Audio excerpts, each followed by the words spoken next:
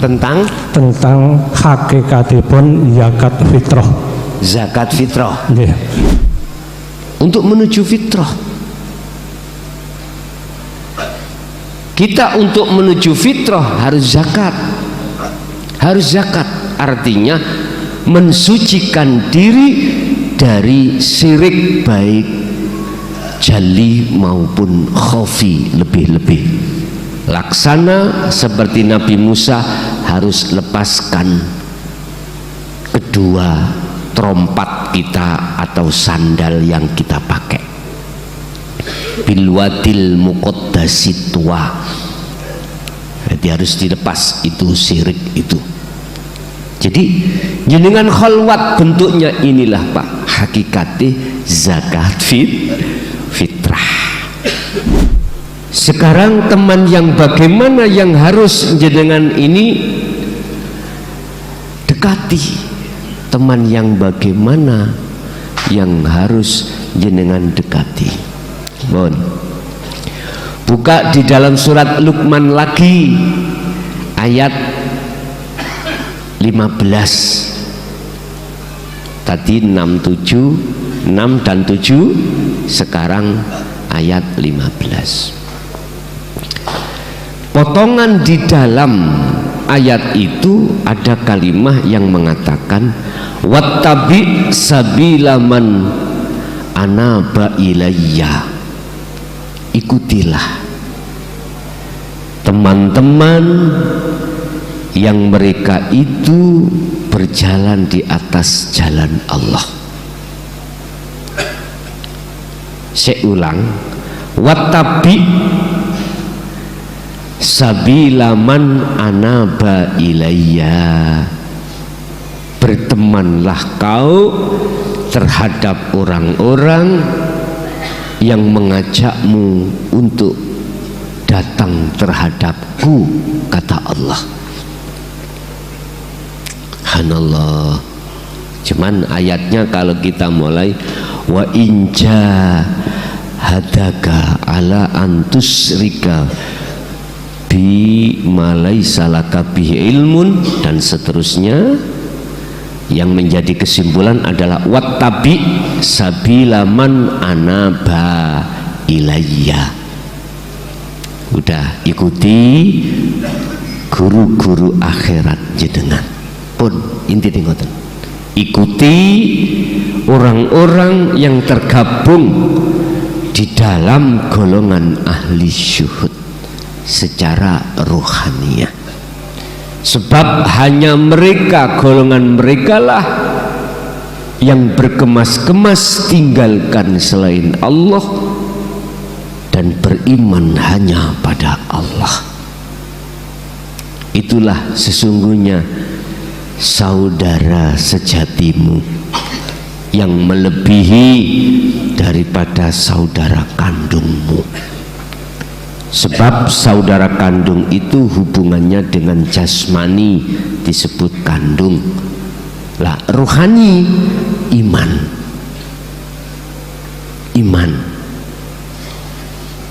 Berarti dengan kudu mendekat, berteman terhadap orang-orang yang hatinya itu menarik Anda untuk pergi menuju dan bertemu Allah.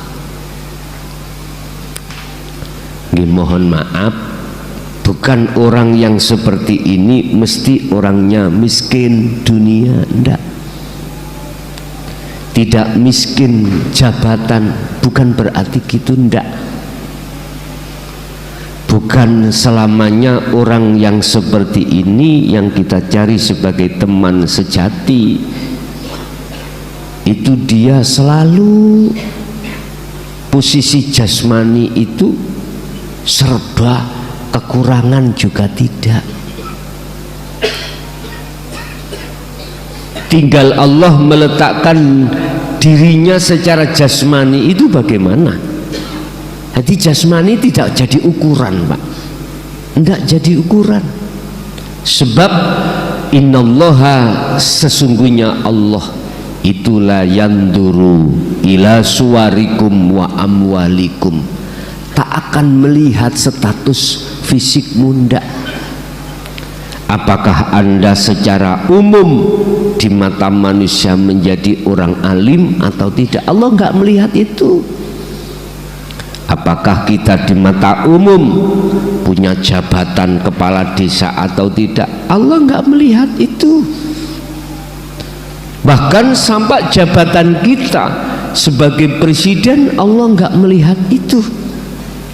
Cara TNI Polri, Allah nggak akan pernah, Tuhan tidak akan pernah melihat suwarikum, statusmu sebagai pangap, panglima lah tertinggi.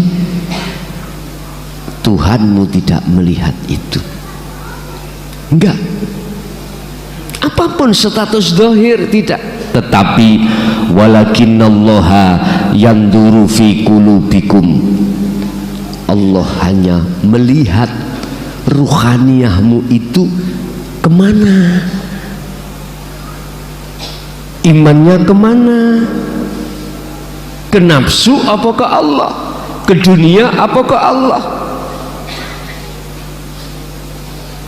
Mohon maaf, ada dua golongan manusia disebut ahli hijab dan ahli syuhud. Ahli hijab condongnya hati itu terhadap makhluk.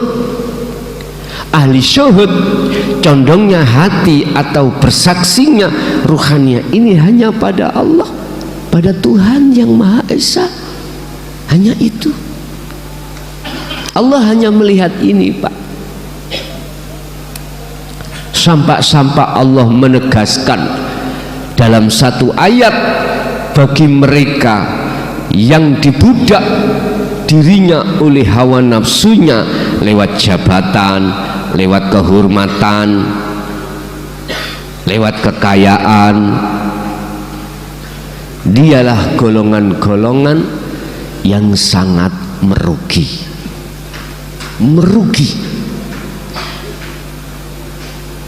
Yang nafsu hembuskan seakan-akan semua itu kekal, tapi nyatanya hilang. Kita kalau tidak memperhatikan dawuh-dawuh dari Gusti Kang Maha Dumadi atau Tuhan yang Maha Esa, kita akan dihitopi, dicap Allah sebagai orang dolim, ruhaniyah, estu. Pasti kita tidak akan sadar alias dilalaikan Allah satu dengan kematian kita suatu saat. Kita pasti akan lalai. Kedua, kita akan merasa seakan-akan hidup selama-lamanya. Secara otomatis Anda akan takut dengan kehilangan status itu, akan takut. Lah, ketakutan yang seperti ini itu pasti akan terjadi. Dan apa yang kita banggakan ketika saat di dunia itu pasti fana. Pasti fana ini. Cuman kita nggak nyadari. Akhirnya apa, Pak? Umpama saya jadi kepala desa, zalim pada wargaku, tak ancam kau. Kalau Anda ngurus surat tidak saya tanda tangani.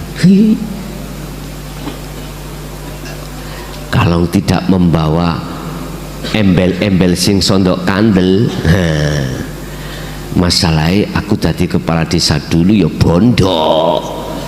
Bagaimana caranya lekas kembali? Tak gemehno sampean. Per orang itu 1 juta, Pak. Wong lurah Muklason, lurah Bargowo,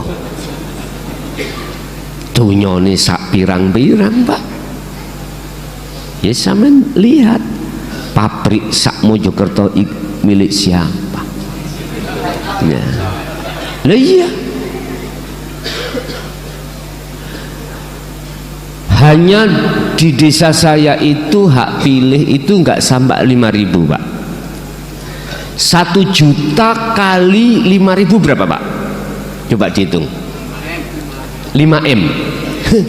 5M sakuku cuwili. Iya. Nah pabrik sak Mojokerto kabupaten itu pabrikku. Umpama.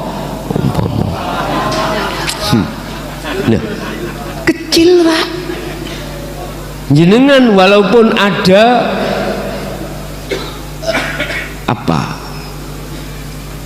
ada benih kepimpinan yang benar, jenengan loh tak sikat dengan 5M Pak.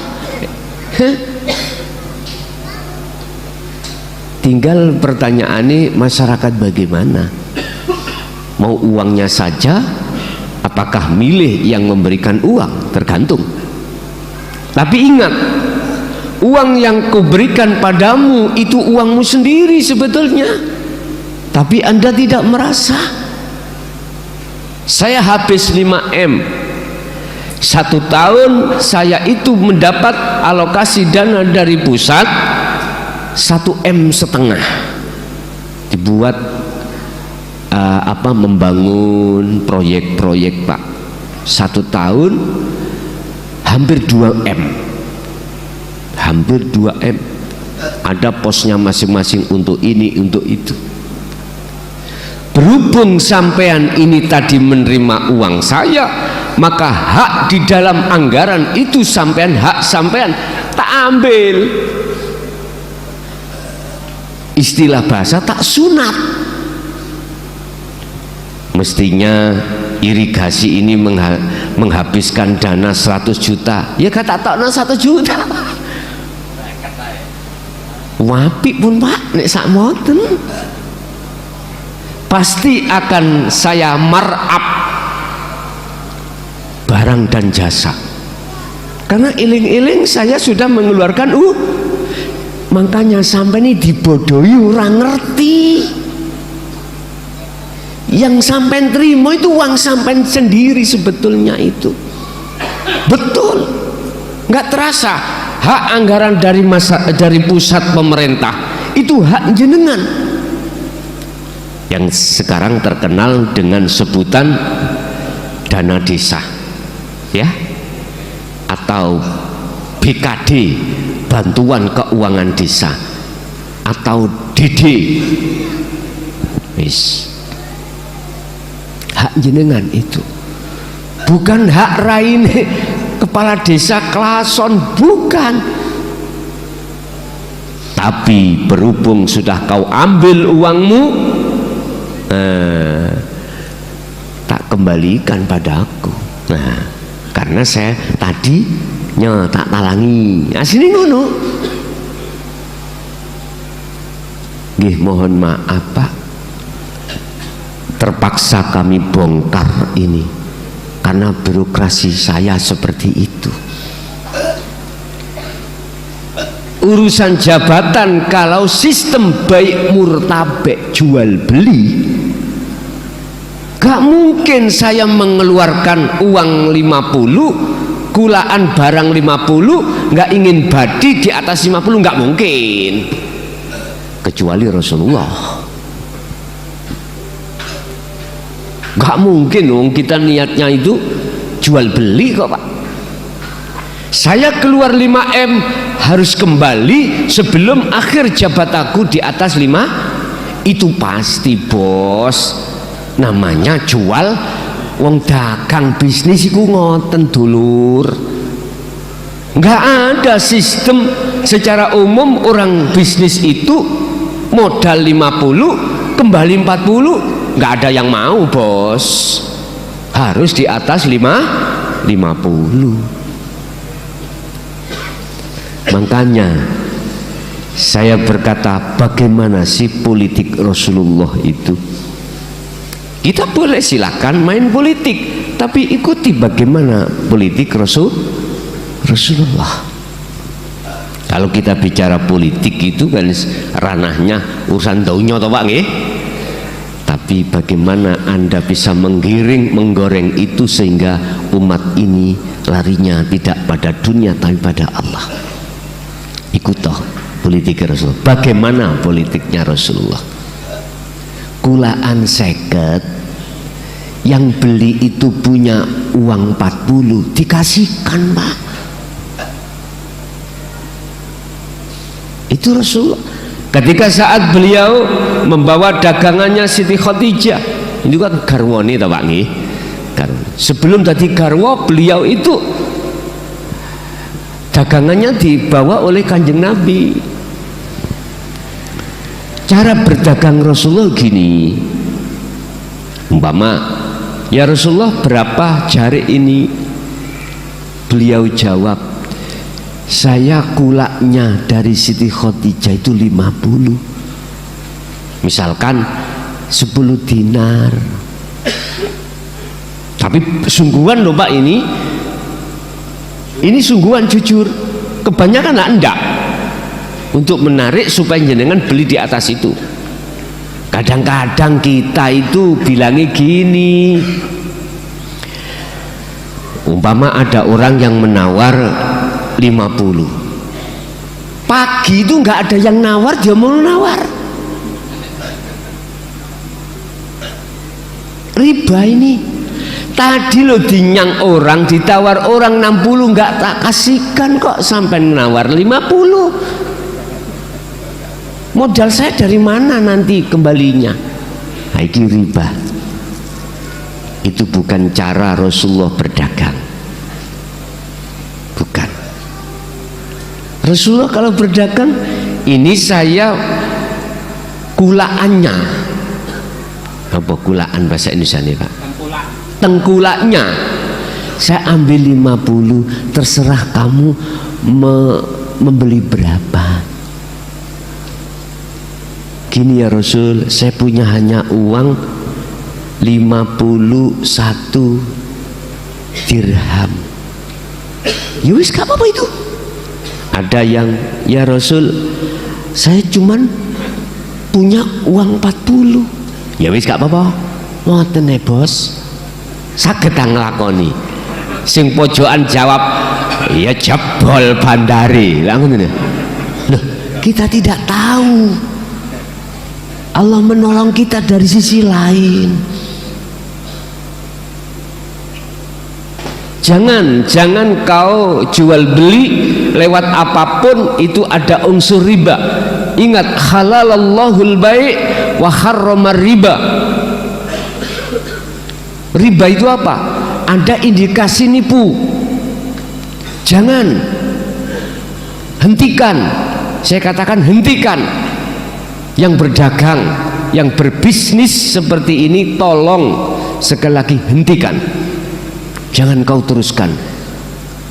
Jangan kau ciptakan kesengsaraan terhadap orang lain di tengah-tengah keluarganya. Jangan.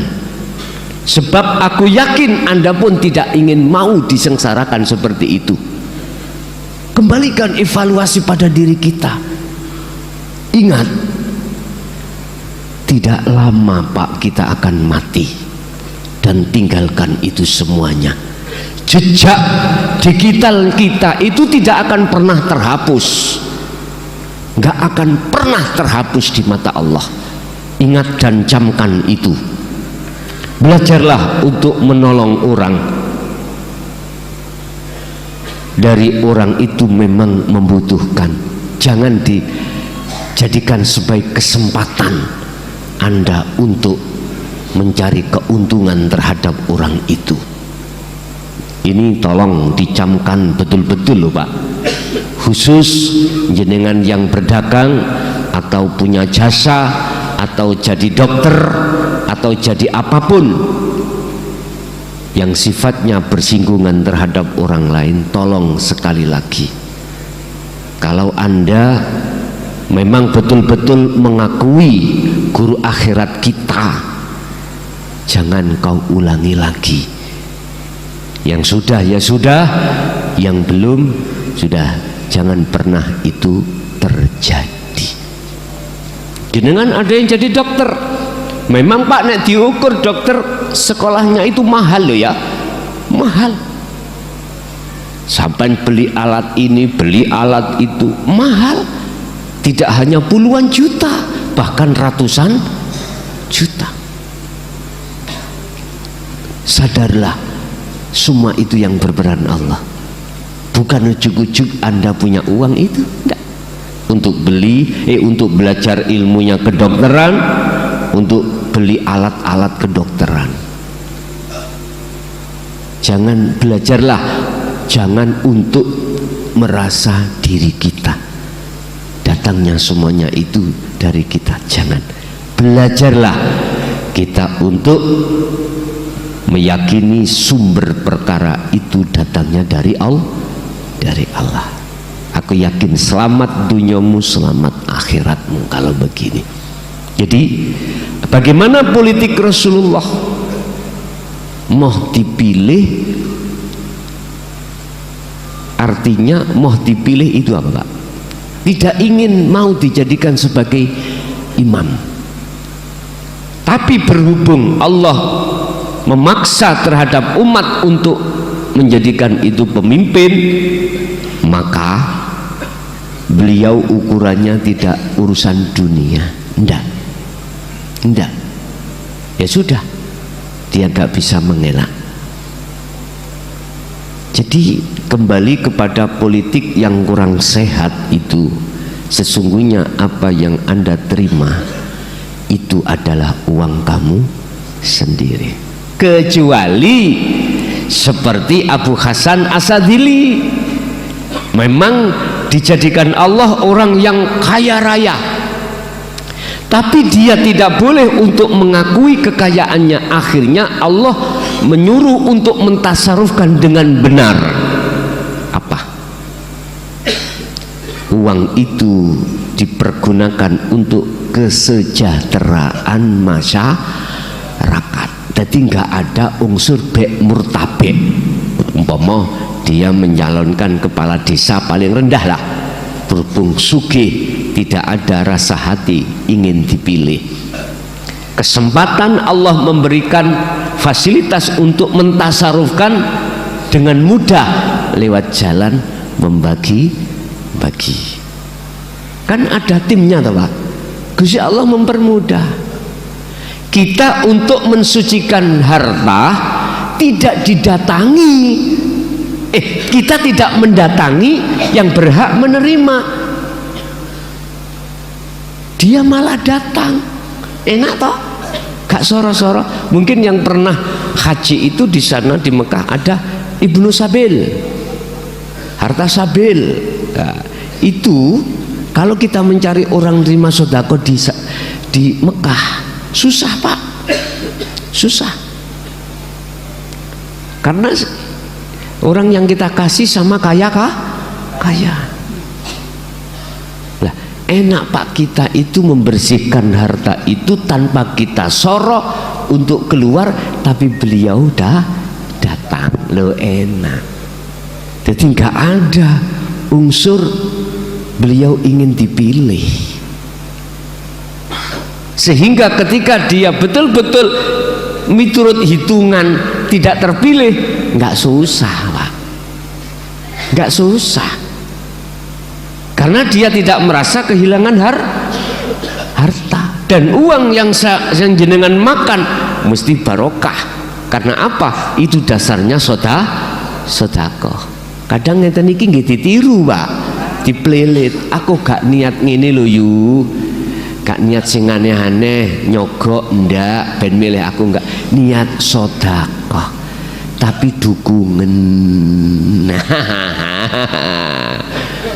Wis biasa ngoten niku, niat sedekah. Nah, itu tadi Allah. Tapi bagi seperti beliau Syekh Abu Hasan Asadili mboten, justru memang mentasarufkan harta bendanya itu karena disuruh Allah. Terus jenengan nggak punya sama sekali, apanya yang dikasihkan Pak? Walaupun gak jadi gak rugi jenengan, gak stres, boten, gak diambil lagi uangnya. Apa nih wong gak bagi-bagi? Berarti bejan nek dadi yo bejan, gak dadi yo jenengan yo gak susah. Wong gak bondo dengkul, jadi gak rugi sama sekali. Kalau tidak jadi itu sudah biasa karena Anda gak modal. Kalau jadi luar biasa, berarti politik masyarakat itu sudah cerdas, sudah tahu apa yang Anda terima itu hakikatnya uang Anda sendiri. Orang miskin meminta haknya terhadap orang kaya, itu bagi orang kaya yang paham. Matur suwun, bukan sing matur suwun itu adalah orang bukan. Yang matur suwun itu kita. Apa bentuknya? Kita gak soro-soro nang rumahnya.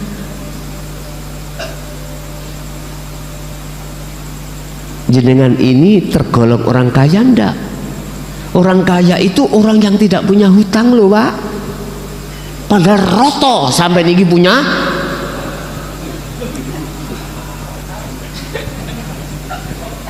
Lungge, cuman gak ketoro. Kelihatannya rumahnya maglong-maglong pinggir rembong, tapi sertifikatnya sekolah. Berbulan itu mikir, Pak. Allah ya Karim. Nanti kalau sudah 2 sampai 3 bulan gak bisa nyaur, baru gak bisa ngangsur bang iku wis gerutuk-gerutuk. Akhirnya memberikan solusi, dilelang apa piye? Wis mau munyer ngeten. Mobil punya, Pak, pabrik punya, tapi ben bulan tanggungannya ke bank itu tidak ratusan juta, tidak puluhan juta, miliaran. Makanya jangan anggap orang yang di atas mobil mewah itu tenang. Lah, mobilnya bunyi det det det det det, mboten mboten det det det. Jerit Pak hati Pak, Masya Allah. Ya, cari wong Jawa, awak dhewe iku sanang sawang sinawang. Ya sudah, jadi nggak akan rugi dengan itu nanti kalau nggak jadi karena tidak modal. Tapi nek jenengan modalnya itu modal jumpon, terus hati sampai tidak duduk di hakul iman, di hakikat makrifat, jangan polah-polah untuk mencalonkan diri, disikat ambek lurah muklason 5 miliar tapi tidak sepengetahuan Anda, tanpa sepengetahuan Anda hak jenengan ikut tak ambil. Gampang Pak, takol lurah muklason. Satu proyek menghabiskan 200 juta, di total ini yang namanya semen berapa habisnya? Oh ini 100 bal. Tulisaku 100 bal, tapi galangan mohon maaf kongsi ambek aku tuku akeh. Nek kok gawe tulisan 200 bal gak tuku nggonamu, gak mikir lah kira-kira. Ayo jenengan sebagai pedagang semen, siap bos, siap. Akhirnya semen fakta di lapangan iku gur 100 selawe. Kadang-kadang gak ono, separuh wis untung wis 100 bal, tapi tulisannya 200 bal. Kuintasi oke, legal yo, ditemplek nih nanggone laporan LPG ku. Duit uang yang saya kasihkan pada pedagang itu tadi sesuai dengan jumlah harga 100 bal tadi. 100 bal melebu weteng. Lah saya itu lurah, apapun masuk Pak, tidak hanya semen, purel masuk. Lah lurah Muklason. Belum lagi nanti saya tingkat lebih atas lagi, bupati, gubernur, bahkan presiden punya pulpen jenis pulpen sakti. Ojo model-model sampean ya. Pingin tak mutasi, ayo. Inilah pulpen sak. Akhirnya jenengan pendino demek. Sopo siro, sopo ingsun. Aku ini pangeranmu, mbok nian. Allah, inilah Pak Bu karakter kita. Manakala kita masih di posisi ahli hijab, siapapun kita. Kala jangan begitu. Lah terus fattabi'uni, ikut teladan Rasulullah itu bagaimana? Tidak hanya syariat, sak hakikate gawon, biar ruhaniyahmu itu bisa terhindar dari bisikan nafsu itu. Makanya mengapa sih sebelum kematian Rasulullah itu pesan atau wasiat yang termahal menurut saya dalam satu hadis, besok itu umatku akan mengalami satu perang yang besar, lebih besar daripada perang Uhud, perang Khandaq, perang Badar, atau perang-perang yang lainnya. Itulah memerangi hawa ini Pak.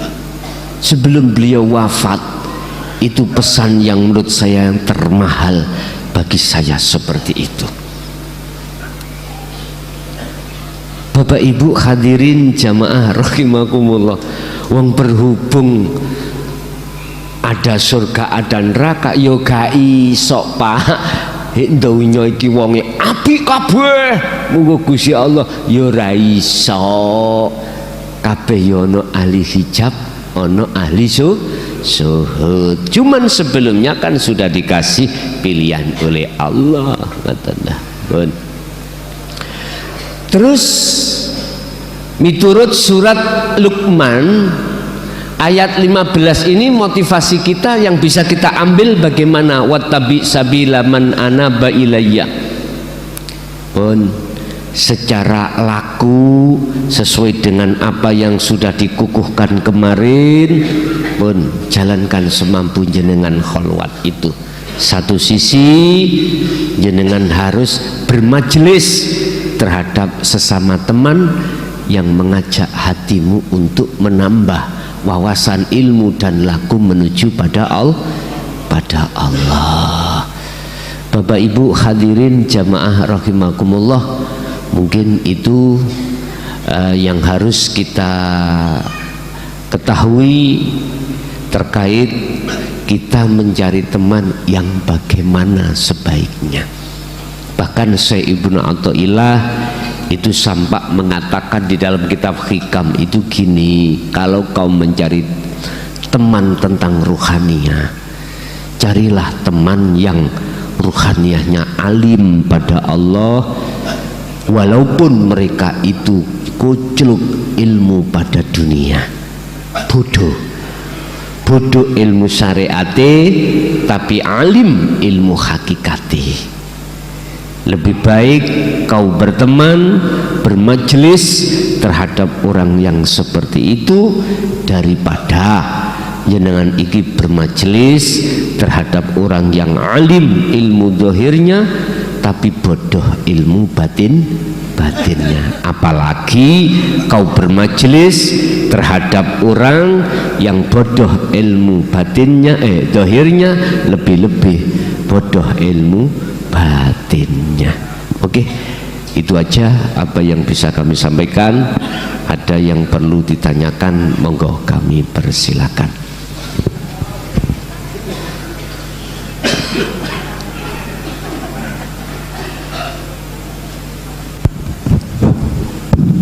Assalamualaikum warahmatullahi wabarakatuh. Mau nanya Gus, dari sebelumnya mohon maaf dikarenakan ini agak melenceng dari tema. Engkang badhe kula suwunaken pirsa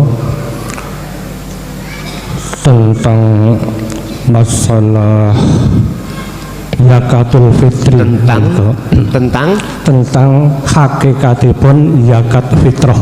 Zakat fitrah. Nggih, ingkang sepindah. Ingkang angka kalih kegandingan kala wingi sonten kawula dereng sakit nyuwun bilih sepindah malih bilih Gus kepareng samangke nyuwun foto bersamanipun keranten semalam dereng wonten kesempatan Allah dereng saged mengedaki sepindah malih bilih Gus mengedaki makaten lan semanten kirang langkungipun nyuwun pangapunten. Wassalamualaikum warahmatullahi wabarakatuh. Waalaikumsalam warahmatullahi wabarakatuh. Terkait zakat fitrah hakikatnya, makna daripada zakat adalah mensucikan diri. Tinggal kita mensucikan diri dari kacamata mana. Kalau kacamata syariat, kita bersuci diri ada dua tempat. Satu, bersuci dari an-najasah, najis. Yang kedua, kita bersuci dari hadas. Ini cara syariat. Hati mensucikan diri dari perbuatan-perbuatan yang tercela, yang secara syariat disebut hadas kecil maupun hadas besar.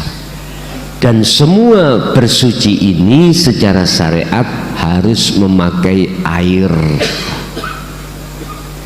Jikalau tidak ada air, berarti harus pakai debu. Kalau toh memang seperti itu. Sehingga mengapa ketika kita teringgap najis mughaladoh, wajib kita itu untuk bersuci dengan air 7 kali, dan diantara 7 kali harus dicampur dengan debu. Wes, ini urusan zaki atau zakat. Nah sekarang kalau kita ambil dari hakikat, bagaimana? Apakah yang berbentuk fisik? Bukan. Bukan. Kalau zakat fitrah di dalam bulan puasa ini berbentuk fisik, beras atau bahan pokok fisik, mensucikan. Bahkan hadis Rasulullah, tidak akan sah puasamu 1 bulan Ramadan jikalau tidak melakukan zakat fitrah. Dan itu ada batas waktunya, mulai saat masuknya bulan Ramadan sampai akhir daripada khotib itu khutbah. Udah, itu fisik. Ya, secara hakikat adalah kesalahan-kesalahan dalam diri kita, dalam hati kita. Apakah itu yang disebut sebagai perilaku-perilaku yang sifat atau ya sifat-sifat yang tercela? Dan sifat yang tercela itu dikarenakan sumber dari nafsu keakuan diri kita dan atau keakuan diri kita. Itulah sebetulnya yang harus kita keluarkan untuk menuju fitrah. Itu di situ, untuk menuju fitrah. Kita untuk menuju fitrah harus zakat. Harus zakat artinya mensucikan diri dari syirik baik jali maupun khafi. Lebih-lebih laksana seperti Nabi Musa harus lepaskan kedua trompat kita atau sandal yang kita pakai. Bilwadil muqaddasi tua, jadi harus dilepas itu syirik itu. Jadi jenengan khalwat bentuknya inilah Pak, hakikatnya zakat fitrah, bersuci untuk menuju ke kefitrahan. Satu. Nomor dua, masalah foto. Nggih, mboten apa, mboten keberatan. Jadi langsung dua-dua atau satu-satu, langsung gitu aja. Nanti mejanya dipindah ya, nggak apa-apa. Dan atau saya di depan meja duduk gitu aja, satu persatu difoto, ngalih satu-satu foto, wis gitu aja, wis gak usah salaman maneh, iku nambahi waktu gitu. Wis langsung lungguh tes ngalih, lungguh tes ngalih, lungguh tes ngalih. Wis dadi engko sing mutu ben panitia pengurus sampean titipno hak. Jelas sampean pingin HP sampean. Nggih toh? Nah, gak mungkin foto dari kamera niki, mboten mungkin. HP ku, tapi satu hal aku mau dengan catatan jangan dijadikan robitoh, karena itu makhluk sama dengan jenengan. Jikalau daripada sampean buat robitoh, lebih baik kau jadikan medeni tikus ning omah. Itu ya, mending itu. Nggak apa-apa kalau seperti itu. Kalau sampean jadikan robitoh, ku hadirkan wajahnya klason, iku podo ambek jenengan iku menghadirkan patung, ngoten ta. Nggih, gak mendukung nang nanti sampean gak mendukung nanti. Nggih, mboten napa-napa. Nggih, ada lagi?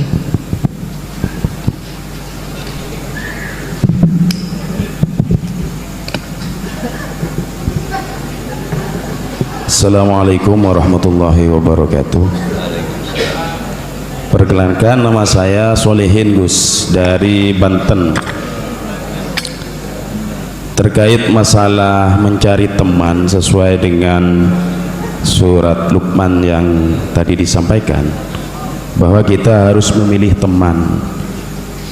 Sementara kita kan ini kita tahu secara zahirnya, Gus. Artinya secara batin kita tidak mengetahui hati seseorang bagaimana itu, Gus. Yang pertama. Kemudian yang kedua,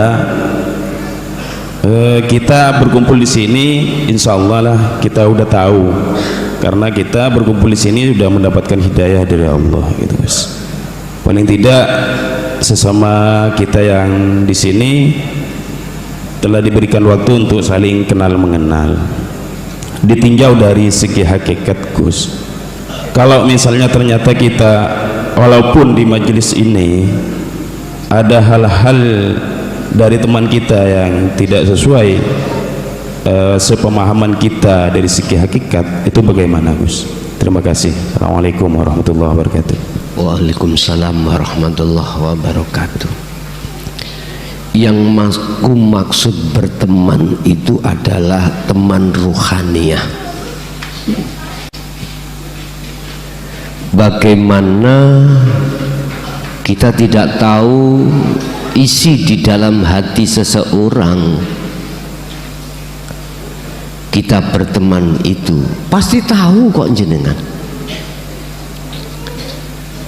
Jenengan pasti tahu isinya di dalam hati orang lain, pasti tahu. jikalau jenengan ini sudah membawa dinut tauhid dan jenengan melakukan kholwat, mesti tahu. Tidak, saya tidak berkata insya Allah tahu, enggak, pasti tahu. Isi hati manusia itu hanya dua, Pak, hanya dua. Apa? Tadi saya katakan mingkol bin zahidin dan mingkol bin rohibin. Udah, siapapun manusia bentuknya apapun pasti itu. Jenengan pasti akan tahu. Taunya lewat mana? Berhubung jenengan ini sudah tahu bagaimana ruhaniyah itu hanya mengabdi kepada Allah, lah kok omongane orang itu sampai itu diajak ke selain Allah, sudah kelihatan. Sudah kelihatan kalau isi di dalam hati seseorang itu mingkol bin rohibin. Makanya saya katakan Anda pasti tahu, karena Anda sudah mengenal Allah, dan kau pasti akan dikasih Allah tahu kalau karakter sifat hatinya dia itu mengarah terhadap apa? Kekosongan. Artinya kekosongan pada Allah. Dia akan mengarahkan Anda ke dunia, ke makhluk. Nah, taunya di situ nanti. Tapi orang-orang yang hatinya belum ke Allah nggak akan pernah tahu isi di dalam hatimu. Kalau hatimu itu mingkol bin zahidin, karena dia tidak paham, nggak akan tahu. Inilah yang kumaksud dalam satu ayat,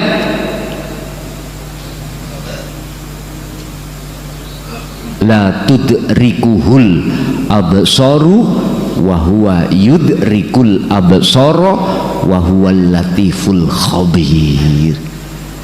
Kau bisa melihat itu, mereka tidak bisa melihat Anda. Allah tahu akan manusia, manusia tidak tahu Allah. Lah, itu maksudnya terhadap diri kita seperti itu. Jadi taunya jenengan kalau diproses lewat apa? Isi materi pembicaraan orang itu mesti arahnya selain Allah. Tetapi jenengan akan tahu isinya orang itu bahwasanya dia menarik ke Allah, walaupun pembahasannya atau makolahnya itu tentang masalah dunia, mesti jenengan iku akan diklarifikasi diarahno ke Allahnya, walaupun ucapan pembahasannya urusan dunia itu pasti. Ingat, yang tahu wali adalah ya itu maksudnya. Kalau belum jadi wali nggak akan pernah tahu wali. Kalau itu wali nggak mungkin. Iku maksudnya, Pak. Ayat la tudrikul absaru, surat apa itu? Tolong dicari. Al-An'am ayat coba dilihat Al-An'am ayat berapa itu. Jadi mereka ahli hijab tidak akan pernah tahu apa isi di dalam hati ahli syuhud. Yang isi ahli syuhud iku mingkol bin zahidin, arahnya hati hanya pada Allah. Kalau sama-sama di situ pasti tahu arahnya rohanianya, karena satu wadah.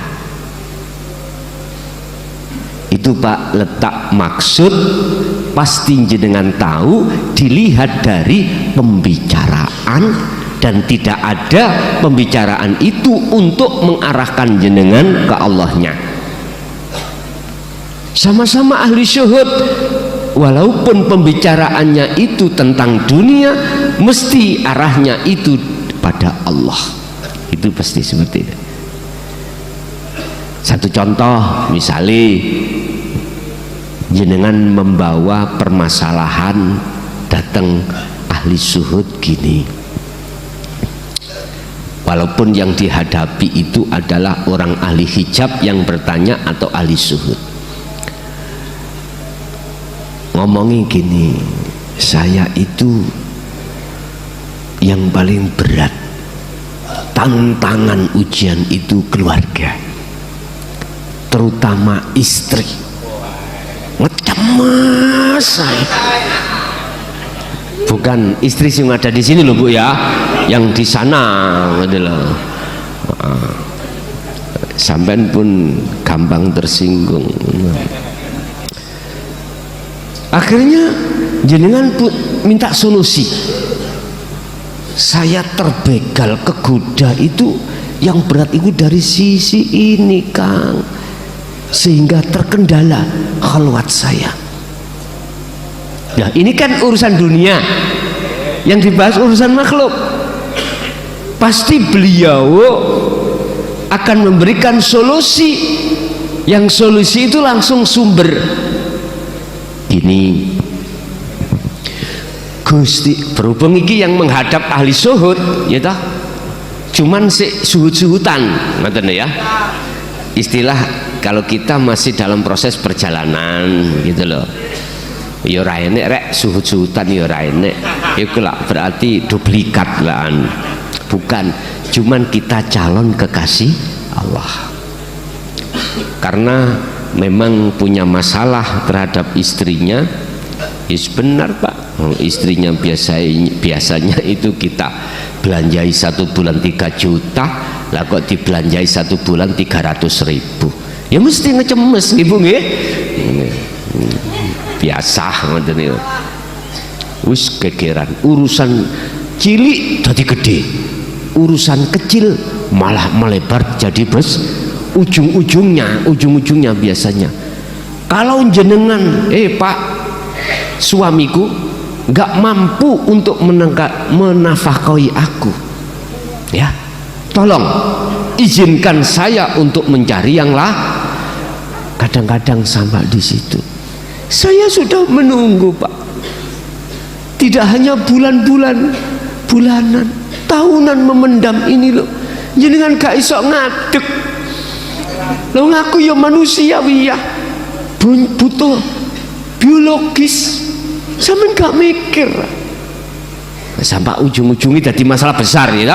Dan jenis sing lanang itu wis gak patek emoh dengan hal itu karena sibuk terus hatinya nangone Allah dengan harapan lekas tetap hanya pada Allah. Akhirnya Allah memelungkerkan barangmu. Gak ada unsur jenengan nyun sewu apa jeneng iku protein impoten lah kok protein nama mau Kang impoten, gak ada unsur itu karena kedorongan jiwamu nang apa gemlegar datang Allah. Akhirnya Allah menidurkan ya srene gonelmu. Akhirnya berkeluh kesah istri kamu, ujung-ujungnya sampai segitu. Allah ya Karim. Secara sifat basariah ibu seperti itu nuntut ya gak salah, karena hak kewajiban daripada kita suami ada, hak istri juga ada. Hak istri adalah meminta nafkah secara zahir maupun batin. Dasari istri kita itu doyan nguni ku jenenge apa? Hiper. Leres. Hipersonik apa hiper apa? Ya hiper yang ngono ya. Ya. Wis istilah 1 hari tidak seperti itu wis. Wah. Karena memang golongan golongan itu tadi sarengat atau sifat basariah kuat. Jenengan ditari seperti itu, akhirnya jenengan terpengaruh. Akhirnya teman jenengan itu mesti mengatakan gini, heta itulah cara Allah menyapamu, tidak hanya lewat perkara yang menyenangkan tapi juga menyusahkan. Bukan maksud Allah itu mendatangkan hal itu untuk menghalangi dirimu, ndak. Itulah cara Allah menyapa kita, supaya kita memperhatikan siapa sebenarnya yang menyapa. Jangan melihat Allah membikin apa dijadikan menyapa. Ingat, kita membawa sistem dan keyakinan sesungguhnya selain Allah itu tidak bisa apa-apa. La haula wala quwata pun ini nggak bisa diubah, Pak Bun. Sudah, kita sudah yakin masuk di dalil ini. Allahu khalaqakum wa ma ta'malun. Sudah masuk di sini. Artinya ngeten Kang, memang itu berat bagi kita karena kita masih dalam makom tahapan belajar lagu. Iya, tapi bagaimana pesan guru-guru kita dulu? Saabot-abot toyo opo harus kita bawa, nanti akan jadi ringan. Berarti kita harus fakotistam sakabil urwatil wuthqa, pegang teguh zikir tersebut. Rapopo, sebab istri kita ngomel-ngomel itu di belakang, di depan, di dalam, di luar istri itu ada Allah. Itulah cara Allah menyapa kita. Tinggal kita melihat istri kita sebagai makhluk atau kita melihat hidup yang menjadikan istri seperti itu dijadikan sebagai penyapaan kita. Kalau kita lari kepada hikam itu, takdir itu laksana wanita, Pak. Laksana batu. Lah Allahnya laksana wanita cantik. Kalau buat wanita, pemuda yang gagah dan ganteng. Membawalah wanita itu yang namanya batu segini. Tergantung jenengan lewat dihantem Allah ambek takdir itu tadi, lewat istri nyocot des. Sakitkah kita? Pasti sakit. Sifat basariyah sakit. Kita dihantam wanita cantik, wanitanya itu singitan, ngumpet di belakang layar atau di belakang pohon. Tinggal Anda melihat batunya atau melihat wanitanya. Saya jamin tatkala Anda bisa melihat wanitanya, pasti Anda akan berkata antemen maneh.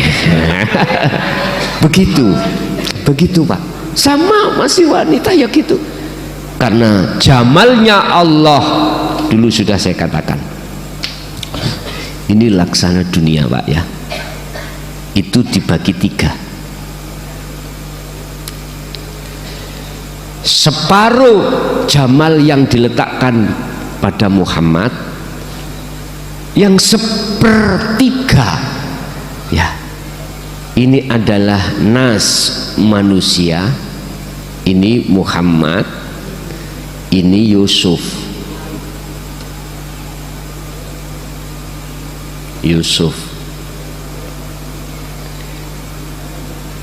Bagaimana orang sak Mesir wanita itu kesengsem melihat jamalnya Yusuf, sampai-sampai dia itu lupa pisau yang buat mengupas apel itu sudah habis, sampai kena tangannya nggak terasa, saking dia itu terhanyut di dalam kesengsem ya, terhanyut kesengsem jamalnya Yusuf. Sebelumnya tadi maido terhadap Zulaikha. Zulaikha itu bayi, bojone wis ganteng, punya status, ngono kok sok kesesem ambek Yusuf budak di penjara pisan. Karena mereka belum tahu jamalnya Yusuf.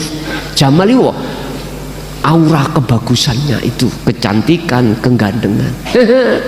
Ketika ning istana itu dikumpulkan gadis-gadis rondo-rondo, apa ae mau sing maido nanggone Zulaikha.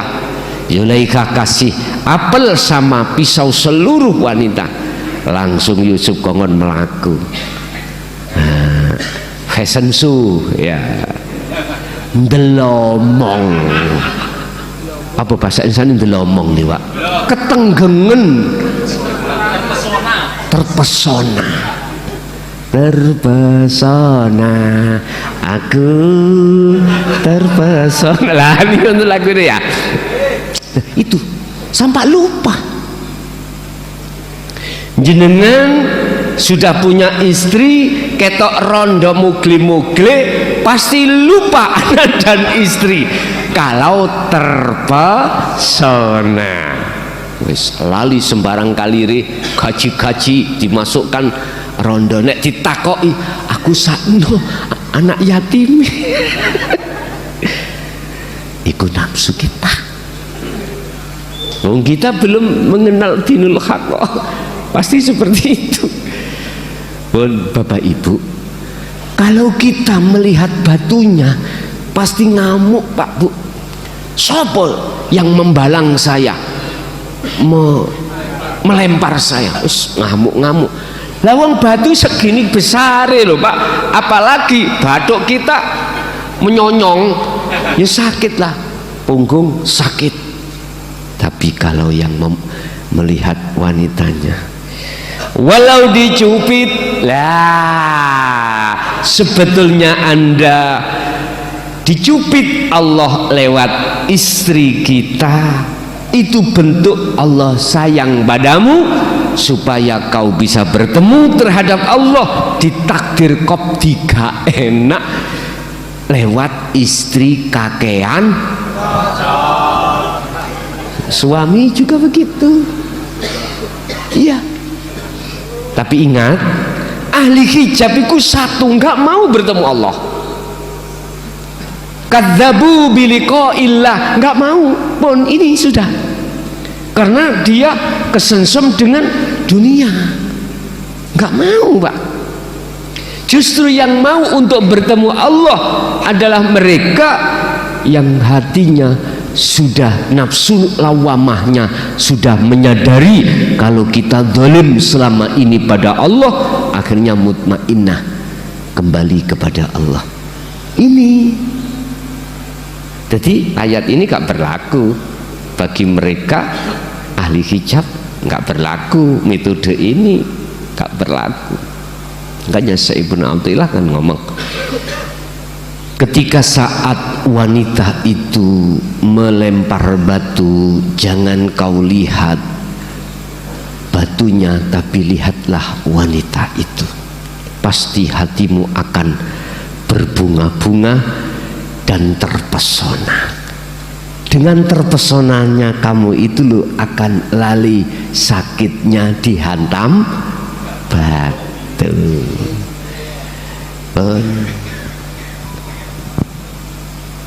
Apa mangrek pertanyaan ini, Mang? Kita akan tahu terhadap teman kita itu apakah dia itu hatinya itu betul ke Allah atau tidak lewat isi materi pembicaraan. Coba sampai sentil dinu tauhid sedikit aja, pasti dia nolak. Ya sudah, mudah toh kita melihat dan mengetahui. Terus yang kedua pertanyaannya terkait apa tadi, Pak? Lupa aku. Dua perasaku nggih, Kang. Oh, foto bukan. Teman dari Madura tadi, Sumeneb tadi ya? Udah ya? Oke. Ya, Mungkin masih ada, kami persilakan. Ibu barangkali ada. Assalamualaikum Pak. Assalamualaikum Gus Son. Waalaikumsalam. Kalem-kalem Pak. Nama saya Junisworo dari Mojokerto. Dari Mojokerto. Ya, untuk kolwat itu kan kita harus berdiam diri atau mengasingkan diri. Tapi pada saat kemarin saya upload video tentang baiat di grup WA saya di grup Masjid Baitur Rahman Gadul, ternyata ada yang berkomentar, ayo kapan kultum? Artinya kan saya digusur untuk kultum di situ. Kultum? Ya, mau tausiah. Nah, tausiah kuliah 7 menit. Nah, padahal kita kan harusnya mengasingkan diri. Apakah boleh kita mandikan tausiah kepada teman-teman di kampung tentang hakikat ini? Kemudian yang kedua, pada saat kolwat, apakah kita boleh berhubungan dengan suami istri? Ya, seandainya nggak boleh, seandainya sudah 7 hari, apakah kita harus kembali ke nol lagi? Kemudian yang ketiga tentang zikir sirrul asrar. Kalau zikir sirrul asrar pas saat kita minum, kan kita bisa tahu. Kita bisa tahu bahwa yang membuat kita segar adalah Allah. Pada saat kita berdiam diri, zikir sirrul asrar itu kita bagaimanakan gitu. Kan kita berdiam diri. Terus zikir sirrul asrarnya apa yang harus kita lakukan gitu, Gus? Di samping membaca hu Allah. Jadi 3 itu pertanyaan saya, Gus. Nggih, matur nuwun. Ketika kultum, di dalam kultum atau tausiah ada Allah enggak?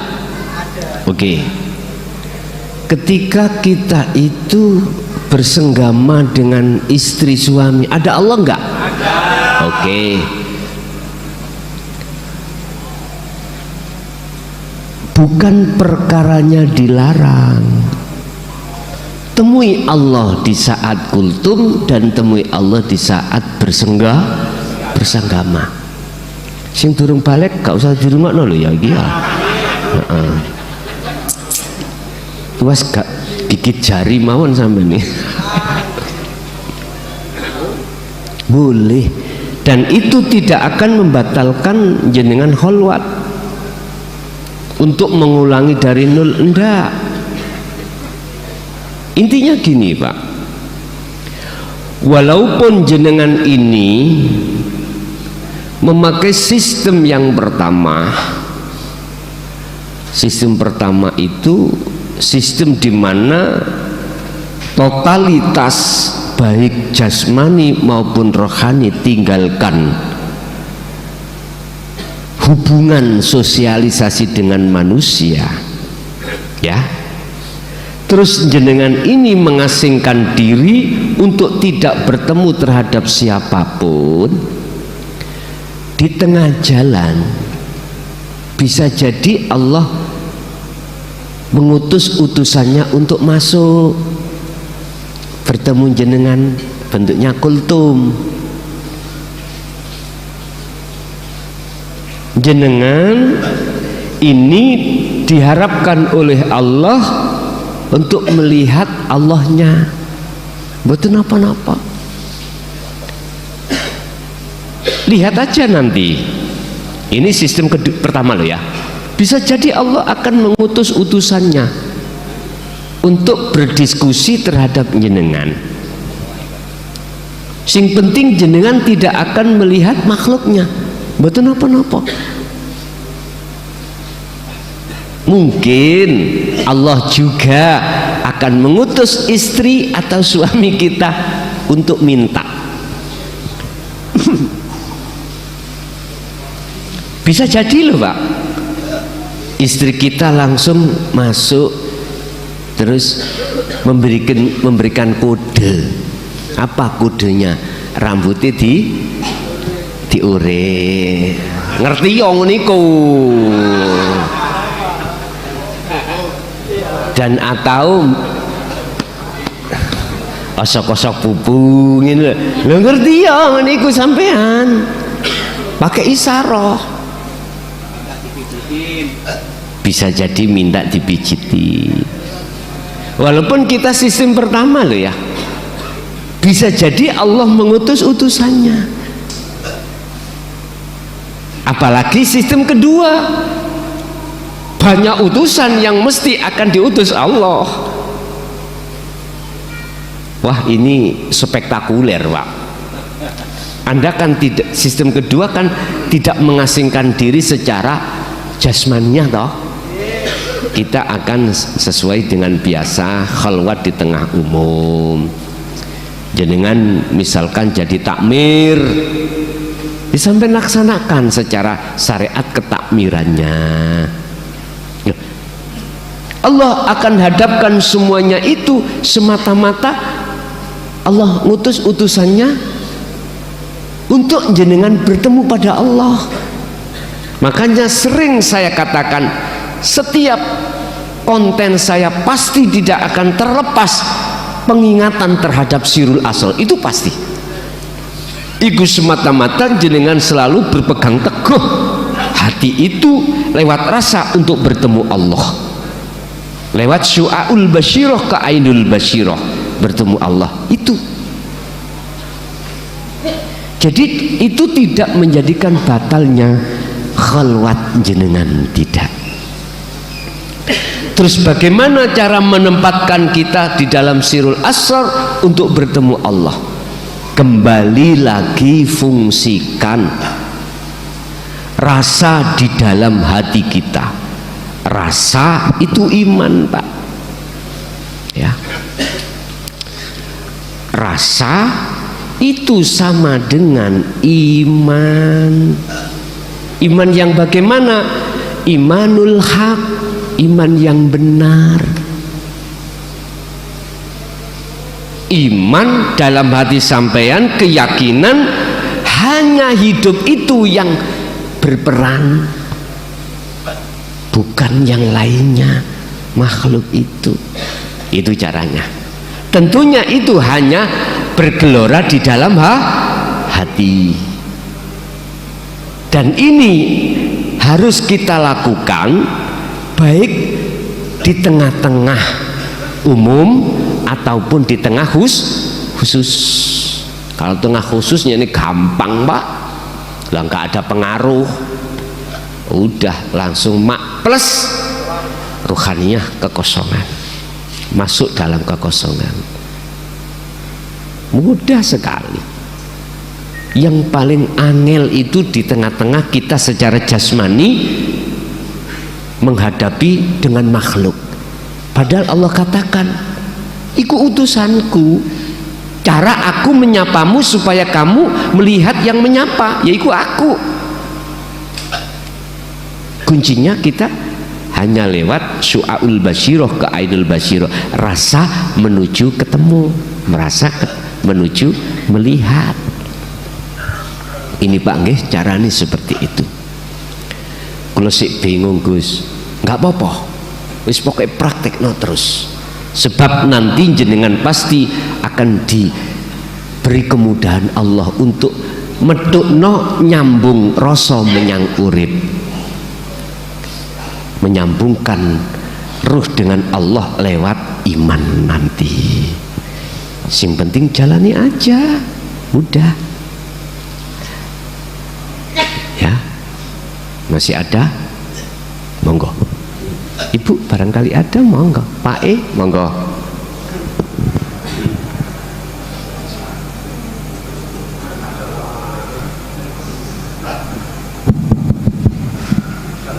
Halo. Ya. Assalamualaikum warahmatullahi wabarakatuh. Perkenalkan Gus, kami mewakili teman-teman dari Desa Petarukan, Kabupaten Pemalang, Jawa Tengah. Inji. Ya.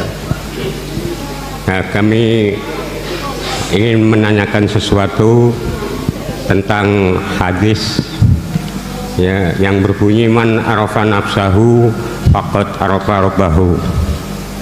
Barang siapa mengenal dirinya, tentu atau teman-teman mengenal Tuhannya.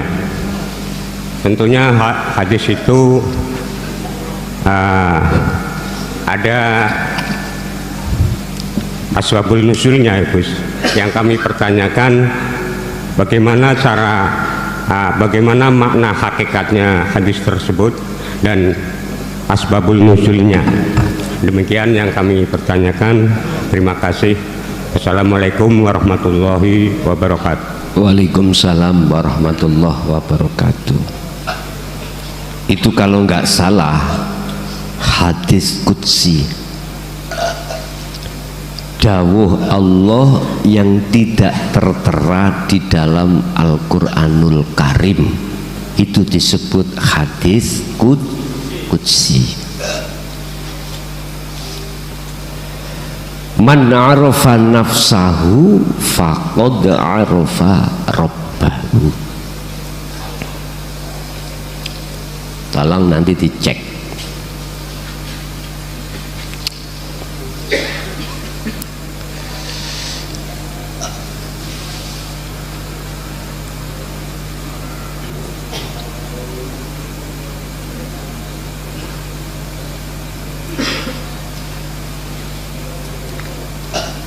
Apa perbedaane robbahu dengan nafsahu?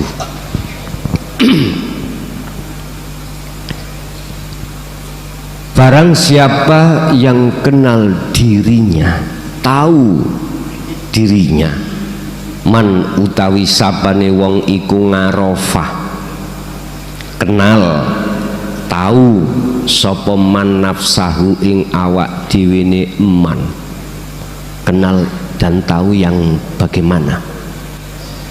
Kalau kita itu gak wujud, kalau kita itu adam, gak punya sifat hidup, gak punya sifat-sifat apa yang menjadi sifat wajibnya Allah, sekalipun di dalam diri kita terbawa sifat Allah wajib itu,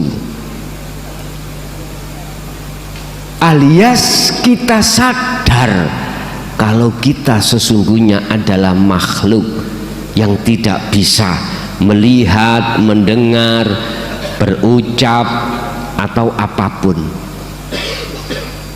dan atau hidup di dalam diri kita itu kita sadar bukan kita, yang dari kita asalnya mati dihidupkan Allah yang maha hidup, sehingga kita hidup itu sudah tidak ada. Berarti hidup di dalam diri kita, kita sudah tidak mengakui hidup kita, tapi hidupnya laisa kamislihi sayun itu, maka itulah disebut tahu atau kenal dirinya. Berhubung manusia kebanyakan yang kuat itu sifat basariahnya, merasa dirinya ada, merasa diri mereka itu wujud, merasa diri mereka itu hidup, maka diturunkanlah firman Allah, dawuh Allah, itu asbabun nuzul. Sebab siapapun kita sebagai manusia kalau masih merasa memiliki, merasa punya, merasa hidup sebab dihidupi, merasa bisa berjalan karena ada yang memperjalankan, kan ada dua Pak, masih merasa keakuan kita makhluk, siapapun kita tidak akan pernah kenal Allah. Dan itulah yang dimaksud ruhaniyah itu menjadi budaknya hawa, itulah kegelapan. Walladzina kafaru awliya'uhumut taghut yukhrijunahum minan nuri ila dzulumat. Berhubung kondisi jagatnya hati kita gelap, maka Allah menurunkan firman-Nya, dawuhnya seperti itu. Itu sebab musabab mengapa ini diturunkan Allah.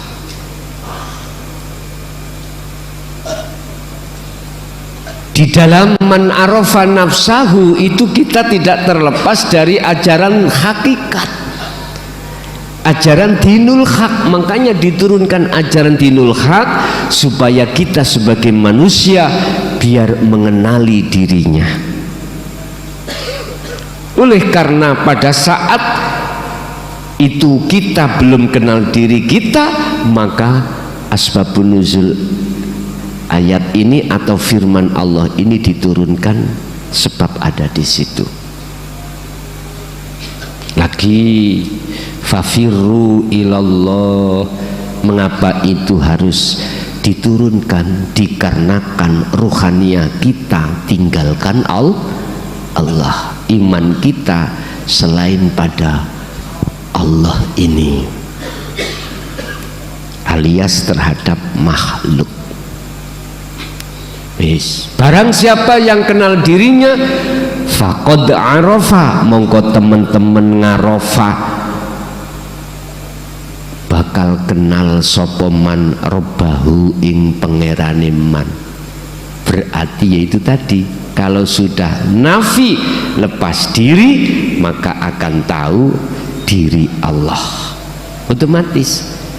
Berarti kalau sudah ada di sini, maka diri yang dimaksud antara nafsahu dengan robbahu sudah tidak ada bedanya.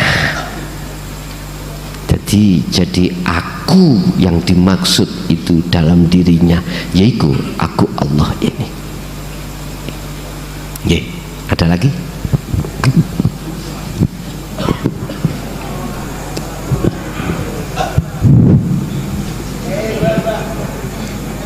Assalamualaikum warahmatullahi wabarakatuh. Waalaikumsalam. Maaf Pak Bu, pada jamaah ini kami, umur saya sudah 82, maka kadang-kadang gloyor begitu Pak. Kalau di rumah itu saya pakai teken Pak. Maaf. Sebelumnya kami mohon maaf, seandainya saya tidak bertujuan untuk pamer tawariya, mboten Pak, mboten. Karena kami di dusun kami itu dijadikan seorang yang di muka Pak, punya jamaah haji dan umroh sebagai ketua ranting. Nah itu pada hari itu atau sampai hari ini Pak, jamaah itu kalau tidak kami berikan pakaian seragam itu tidak mau kumpul Pak. Sehingga saya bergegas-gegas punya pendapat agar jamaah kami itu mau diajak berkumpul selapan dinten sekali, lajeng juga mendatangkan dari Bapak Kiai untuk memberikan tausiah. Itu Pak. Yang selanjutnya setelah itu nanti kan di mana daerah mana? Daerah Grobogan Pak. Oh Grobogan, ya, Jawa Tanjung Tengah. Sari Grobogan, kelurahan nomor 14 Pak. Ya. Nah itu kalau tidak saya berikan seragamnya hijau Pak, seperti itu seragam NU Pak, ya. Niku. Lah gandeng niki mengke yang akan datang banyak yang akan melaksanakan haji dan umroh. Saya belum mampu Pak, saya tidak termasuk orang yang kaya, tidak Pak. Rezeki saya pas-pasan Pak, rezeki saya pas-pasan. Nah niku kula janjeni Pak, kula janjeni Gus, gimana kalau untuk kainnya saya yang membelikan, yang jahitannya Bapak Ibu jamaah yang menjahit sendiri. Apakah itu termasuk memberatkan pada jamaah atau tidak? Itulah yang kami pertanyaan kalau memberatkan tidak akan kami laksanakan. Ya, apa kepunyaan kami, sebagian harta kami akan kami tasarufkan kepada urusan agama. Sekian dan terima kasih. Assalamualaikum warahmatullahi wabarakatuh. Waalaikumsalam warahmatullahi wabarakatuh. Terkait masalah pentasarufan harta tadi, itu pasti Allah ukur dengan cara Allah sendiri. Apakah hanya kain saja ataukah sak jaite lah gitu nih, sak jaite nggih. Itu nanti apa kata Allah. Kalau Allah itu nanti sak jaite, pasti Allah akan menyiapkan perkara-perkara untuk faktor sak jaite. Jangan gak usah pusing-pusing. Lihat aja nanti Allah di situ menyiapkan faktor untuk sak jahitnya atau tidak. Kalau tidak, ukurannya terhadap apa yang ada pada diri kita. Yang jelas Allah sudah menyiapkan faktor syarat untuk sak jahite, ya kedah dilaksanakan sak jahite. Ukurannya mana? Pasti menurut hitungan apa harta yang diletakkan jenengan itu mampu. Saya dipaham ya? Tapi jikalau di situ jenengan itu tidak disiapkan Allah syarat sak jaite, terus jenengan iku berkata terhadap seluruh jamaah dengan kalimat, kain saya siapkan, tolong sampean jahit sendiri lah gitu dah. Mboten napa-napa. Mohon maaf loh, saya ngeritik tapi membangun loh ya. Aku tanya, KBIH seluruh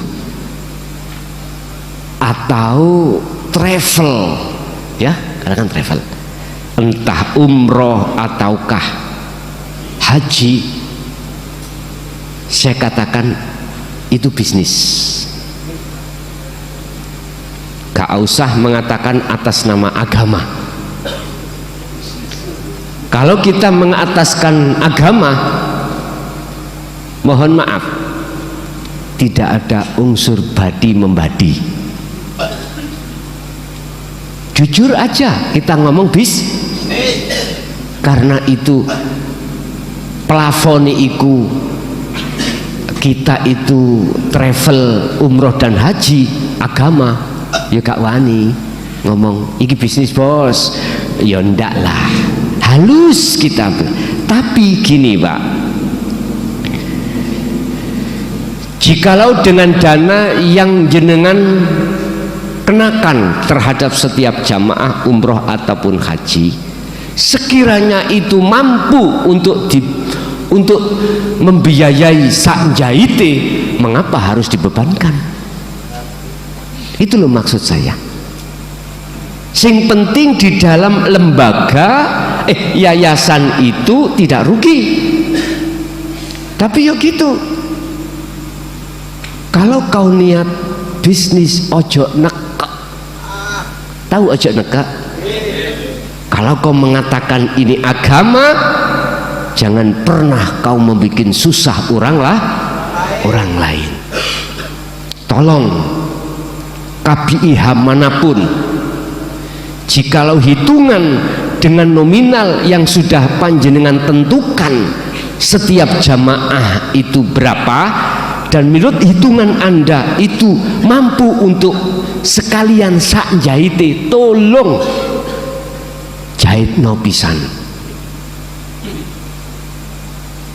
Jahit no pisan. Inilah Pak mengapa kami tidak mau dimasuki lembaga-lembaga itu di tengah pengajian saya. Karena sebelumnya saya tahu apa botekan di dalam. Ya, kita mengatasnamakan agama, tapi ujung-ujungnya buat bisnis. Mohon maaf jikalau ini terlalu pedes, tapi sebetulnya aku ingin menyelamatkan rohaniahmu. Sungguh, kalau niatnya itu kita bertajuk agama, berjalan di atas jalan Allah, sekali lagi jangan memberatkan jamaahmu. Rasulullah pun seperti ini, nggak mitung laba, tapi jenengan kan sudah paham dan pinter. Maktab yang di sana berapa kita hitung, makanan yang berupa catering yang kita berikan itu sudah kehitung semuanya. Kendaraan untuk PP, akomodasinya kita sudah punya hitungan, sudah bisa menjumlah, dan mohon maaf kita sudah punya hitung-hitungan. Silahkan, dan itu wajib. Tapi satu hal saja, kalau betul-betul ini bertajuk atas nama agama, berjalan di atas jalan Allah, ojo sampai ada indikasi bisnis. Ini agama loh ya, kita bicara agama katanya gitu. Satu hal yang harus kita ketahui terkait masalah manaseh, bukan persoalannya mbah saya tidak mau untuk kasih manaseh ke sana, ndak. Manaseh itu mestinya kita harus juga menerangkan dan membimbing terhadap jamaah yang mau berangkat ke sana. Itu tujuannya satu, coro haji mabrur lah gitu toh. Tidak hanya di mata manusia, tapi lebih-lebih di mata Allah. Bagaimana mungkin kita akan dikatakan mabrur? Lawang sisi hakikat, rukun, syaratnya, sahnya umroh dan haji itu secara hakikat tidak kita sampaikan, hanya secara syar'i. Ingat, dalam satu sistem apapun amaliyah ibadah yang dilakukan oleh jasmaniyah kita, bila mana keadaan ruhaniyah kita condongnya itu tidak pada Allah yang sebenarnya, maka hubitat a'maluhum, ya sudah, ditolak secara hakikat. Walaupun secara syariat insya Allah diterima, nggih muga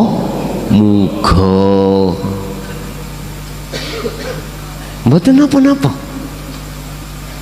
Saya memberikan bimbingan manaseh terhadap calon-calon jamaah itu dari sisi hakikat, monggo.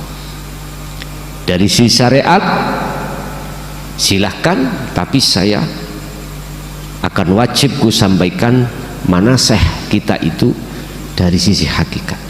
Manaseh itu apa? Bimbingan terkait masalah bagaimana kita itu bertawaf, bagaimana kita sa'i ya, bagaimana kita tahallul, bagaimana kita wukuf, bagaimana kita jamarot, balang jumroh. Pandangan hakikat ruhaniyah kita bagaimana, monggo sakerso. Dan itu tanggung jawab mutlak ulama-ulama yang ada di dalamnya. Travel itu lembaga atau yayasan yang punya hak untuk memberangkatkan jenengan. Di dalamnya pasti ada ulama, pasti. Dan inilah yang bertanggung jawab nanti bagaimana setiap jamaah hajinya mardud atau mabrur. Makanya menurut saya manasik itu wajib, tapi secara hakikat juga. Kita sering diisyarai lewat Al-Quran kisah Nabi Ismail dengan Nabi Ibrahim, lewat beberapa kejadian-kejadian ketika saat sebelum mendirikan Ka'bah itu, berhala-berhala itu di sekelilingnya di bumi hanguskan. Itu adalah isyarah, kisah, supaya kita betul-betul menghadap Allah. Maka selain Allah di dalam diri harus dirobohkan. Kita haji itu panggilan Allah, dipanggil Allah. Ada lagi untuk pemerintahan, ya khusus untuk pemerintahan ini terkait masalah haji yang tertunda. Mohon maaf loh ya, saya hanya untuk memberikan nasihat. Kalau memang betul-betul kuota habis, saya maklumi, sungguh saya maklumi. Sehingga kita yang daftar tahun ini dijanjikan 20 tahun ke depan atau bahkan 30 tahun. Kalau toh memang kuotanya, tahu kuota nggih? Kita punya delegasi di Mekah sana atau di Saudi, mungkin namanya apa, menteri ya, apa namanya, apa Pak ya? Duta besar. Oke, duta besar. Oke. Sekali lagi saya bukan menyalahkan, tapi saya kritik biar tambah bagus dalam kinerja kita sebagai pemerintah dalam rangka melayani umat, khususnya umat Islam untuk haji. Kalau memang kita dibatasi oleh Saudi terkait kuota, terus nyatanya itu banyak yang tertunda, saya maklumi. Tapi kalau ini ada sisi politik, dasarnya bisnis, mohon maaf, tolong dirubah. Mungkin saya berpesan terhadap presiden yang akan dipilih oleh Allah ini, entah siapa itu, entah Prabowo dengan Mas Gibran, tolong Anda yang punya kewenangan, kalau toh memang ini ada unsur politik bukan kuota, tolong sekali lagi tinggalkan birokrasi yang lama. Sungguh tolong, kalau ada unsur bisnis atau politik, saya hanya berpesan itu aja, ubah tradisi lama, ganti dengan tradisi baru. Siapapun presiden yang akan dilantik oleh Allah nanti, barangkali di situ Pak Prabowo, ya Pak Prabowo ya, dan Mas Gibran, aku hanya berpesan satu aja tentang haji. Apabila Anda indikasi bisnis atau politik, tolong jangan, sehingga kita melihat yang tertunda itu tua-tua. Sungguh belum jatahnya datang sudah Anda sebagai presiden yang nanti ditanya oleh Tuhan Anda atas kepimpinan Anda. Gak enak loh Pak, jadi pemimpin itu dikira enak gitu ya. Sungguh Allah akan menanya tentang bagaimana cara kepimimpinanmu. Kulukum ra'in wa kullu mas'ul ar-ra'iyatih. Setiap diri pemimpin akan ditanya oleh Allah bagaimana cara memimpin. Hanya itu. Jikalau toh memang kuotanya ada aturan kuota, sementara ini kan kita tahunya sebagai masyarakat kecil kan kuota habis. Barangkali panjenengan yang punya kewenangan, sekali lagi antar kepala bangsa, kepala negara. Lobilah bagaimana umat Islam khususnya di Indonesia ini entah 1 atau 2 tahun, 3 tahun bisa untuk datang semua. Nggak sampai kemarin itu Pak, ada sampai 30 tahun kita menunggu, kita beli porsi jatah, tundanya sampai 30 tahun. Tolong, kalau toh memang ini nggak ada unsur politik, faktanya begitu, sekali lagi kami mohon urusan hasil dan tidaknya panjenengan sebagai presiden, lobilah sesama kepala negara. Karena apa? Masyarakat Indonesia itu kebanyakan tua-tua. Khawatir nanti sebelum dia itu dapat jatahnya 30 tahun meninggal, siapa yang bertanggung jawab kalau bukan Anda? Udah. Tapi jikalau Anda sudah merapat dan minta kuotanya diperbesar bahkan sampai habis dalam 1-2 tahun, mohon maaf, aku yakin masyarakat itu akan tahu dan menghargaimu sebagai seorang pemimpin. Nanti Anda untuk periode keduanya gampang. Cara sampean untuk periode 2 itu mudah, hanya 1, kinerja Anda ketika periode pertama iku ngelegakno masyarakat atau tidak, hanya itu.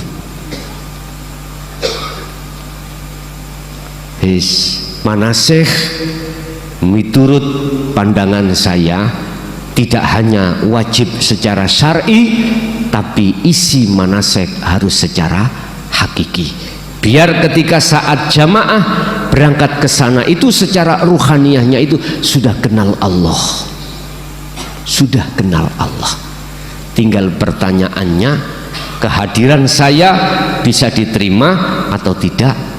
Kalau bisa diterima, monggo, akan kucarikan waktu yang tepat untuk bisa memberikan manasih. Tapi sampean tanya dulu terhadap yang sana. Intinya saya hanya fokus membahas manasih, syarat sahnya salat, syarat sahnya haji atau umroh, atau rukun sahnya haji atau umroh. Jikalau oke, tak datangi Pak 88 tadi, monggo, rapopo. Secara praktek kan biasanya ada prakteknya Pak ya. Nok Mekai, ada Ka'bahnya. Jadi ilmu diterapkan kemudian langsung praktek. Berarti ya ono Hijr Ismaili, ono Makom Ibrahim, ada Ka'bah, ada Sa'i, Marwah, Sofa Marwah dan lain sebagainya. Kalau saya hanya memberikan metode ilmu, jikalau sak prakteke boten apa-apa, boten masalah. Tapi yang jelas melihat waktu aja, gitu.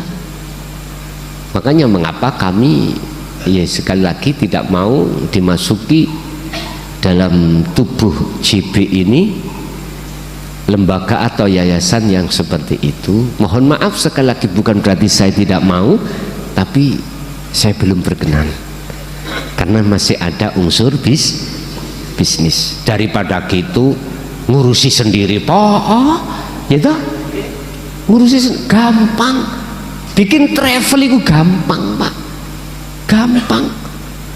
Lewat Menkumham udah beres, otomatis kita harus ada langkah-langkah hubungan dengan Mekah sana. Bisa untuk KBI apa namanya, KBRI, di sana langsung hubungan, terus minta pada mana maktabnya yang harus kita langsung kita bayar dan lain sebagainya. Nyamanlah kita. Sebab tidak sedikit para kiai, mohon maaf, menjadi korban daripada travel. Mohon maaf, tidak sedikit teman saya Tambak Beras Jombang, beliau juga menjadi maha praktek, akhirnya berhadapan dengan hukum. Mojokerto, teman saya juga begitu. Inilah, daripada saya dimasuki itu dimanfaatkan, mending kita buka sendiri. Itu kalau bahasa kita secara pendidikan tauhid seperti itu. Tapi saya belum dikerentekan, Pak, mohon maaf ya.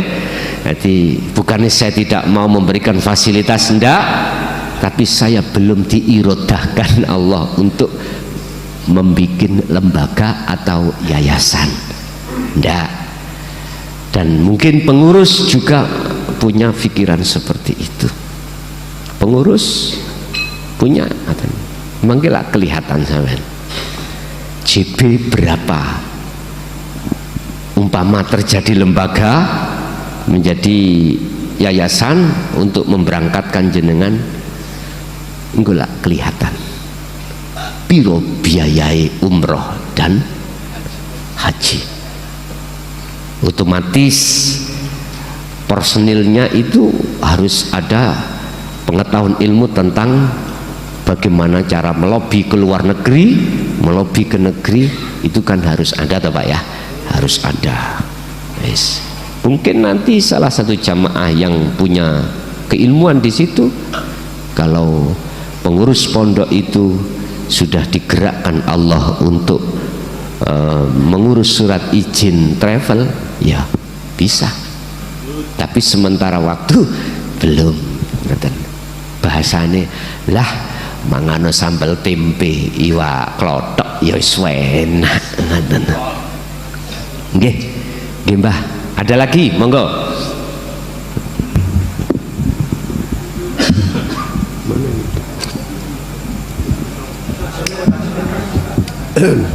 Bismillahirrahmanirrahim. Assalamualaikum warahmatullahi wabarakatuh. Pak Kiai yang kami muliakan dan kami hormati, pada kesempatan ini kami ingin mendapat pencerahan yang berkaitan dengan ayat Ma'iyah yang tentunya sangat berkaitan dengan zikir yang kita lakukan ini, yaitu zikir Sirul Asrar. Sebagai contoh misalnya wa huwa ma'akum ainama kuntum. Kemudian ada lagi di surat Mujadalah ayat 7, jika ada pembicaraan 3 orang maka kamilah yang keempatnya, kata Allah, sampai yang kelima. Ada yang berpendapat bahwa kesertaan Allah itu dengan kita, katanya ilmunya bukan zatnya, ada ilmunya, kekuasaannya dan kudratnya, begitu. Kemudian ada yang berpendapat bahwa di segala tempat itu mungkin ada sifat di situ, maka ada zat di situ. Kita ini termasuk yang di mana ini, Pak Kiai? Kemudian kalau bisa dijelaskan dua-dua supaya kita bisa memahami, karena barangkali nanti entah ketemu dengan orang lain, barangkali ada juga dia menyalahkan dari sudut ini, sudut itu, begitu ya. Saya kira itulah Pak Kiai. Terima kasih sebelumnya. Assalamualaikum warahmatullahi wabarakatuh. Waalaikumsalam warahmatullahi wabarakatuh. Tidak sah makalah bagi seseorang tatkala berbicara selain di dalam makomnya masing-masing. Umpama saya bermakom di gak sah kalau saya itu bermakalah tentang apa makom di khos atau di khawasul khawas, nggak bisa. Setiap diri kita punya makom masing-masing. Ada makom kita itu di yang nanti akan disebut ahli hijab. Ada makom kita di makom muraqabah. Ada juga makom kita di makom musyahadah. Di setiap diri makom kita itu tidak akan sah makalah kita apabila bermakalah apa di atas makom kita, nggak sah. Tapi sudah benar di dalam makom kita masing-masing, miturut kita yang di makom masing-masing. Bahasa sederhana, kita yang masih ada di syariat, masih ada di nggak apa-apa. Kita sholat gak khusyuk nggak apa-apa.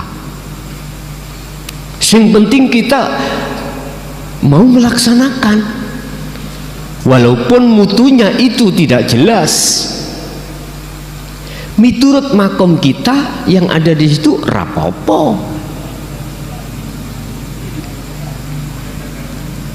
Sama tentang masalah wahwa ma'akum fa'aina ma kuntum. Dia itu selalu bersama kita dan dimanapun Anda berada. Ini ada yang mengomentari itu ilmu, dari sisi ilmu, kekuasaan, dari sisi kekuasaan sah-sah saja kita itu bermakalah, berpendapat sesuai makom kita masing-masing. Rapopo dulu Pak,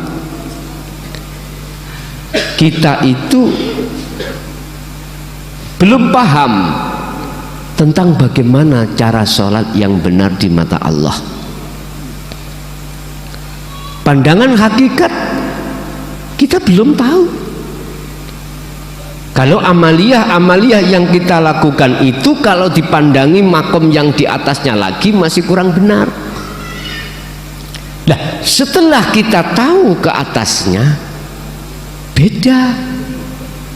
Masya Allah, ternyata saya sholat masih karena manusia, dilihat orang, dipuja orang. Oh iya, akhirnya naik. Oh iya, aku kok ya masih karena hadiah dari Allah ya. Loh, ini bertahap-bertahap. Akhirnya disitulah ketika saat jenengan kalih kula ini paham ilmu belum laku, seakan-akan sudah benar. Akhirnya kita merasa benar daripada golongan kita waktu di bawah tadi. Nah, itu nanti makalah kita, keputusan kita ya sesuai dengan makom yang ada di diri kita. Sehingga jenengan kalau mendengarkan tausiah isinya itu donyoan, ngaji ora ene saidek, gremeng ning ati, gremeng. Dalam acara apa ini sudah terjadi Pak, dan itu harus terjadi memangnya ketika saat kita mendatangi undangan walimatul arus atau walimah khitan atau acara-acara lain. Oh wajib mana seks sing dikekno kok yo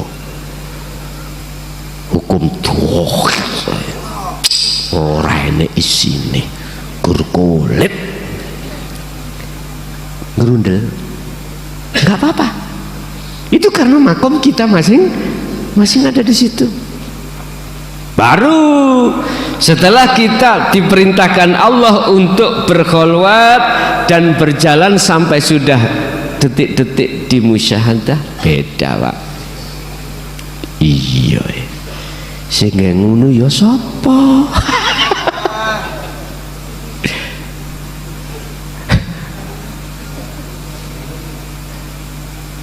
Sing mateni arek cilik iku sapa? Mosok Khidir. Nggak ada protes.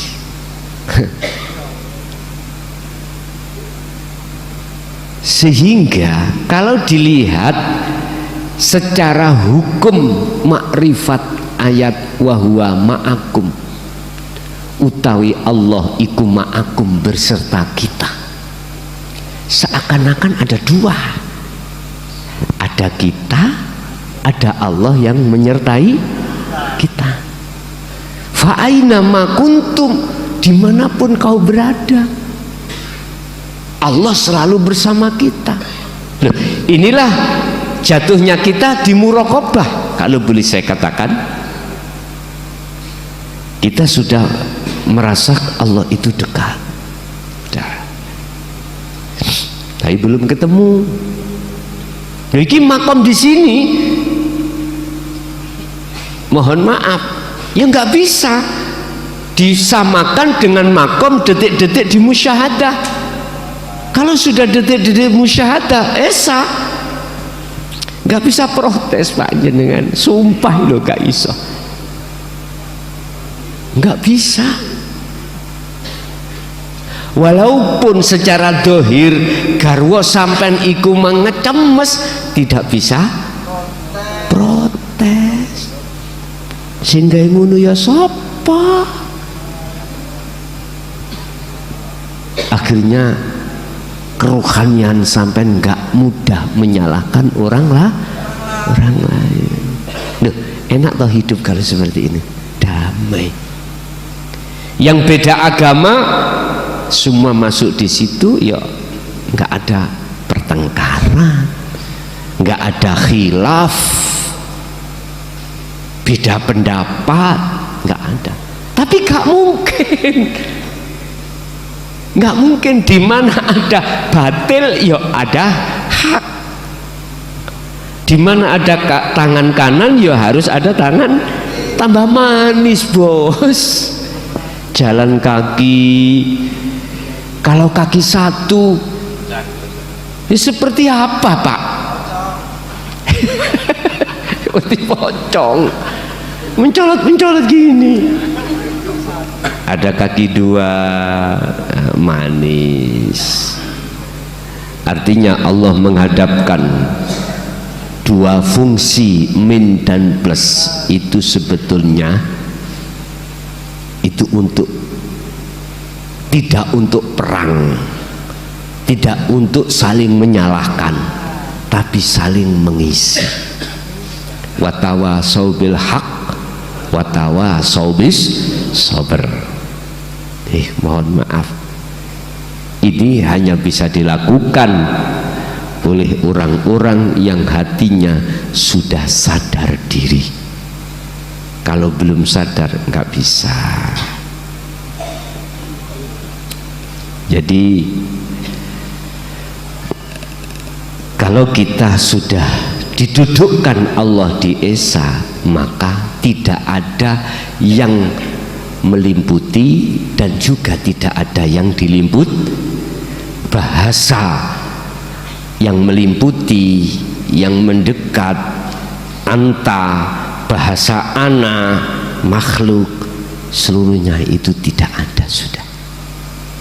Wong namanya ahad itu tunggal, tunggal itu tidak ada yang lain, ya sudah.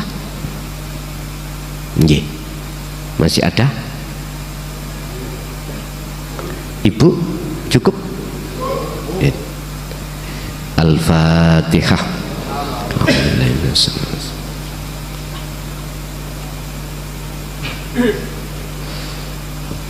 Akhirul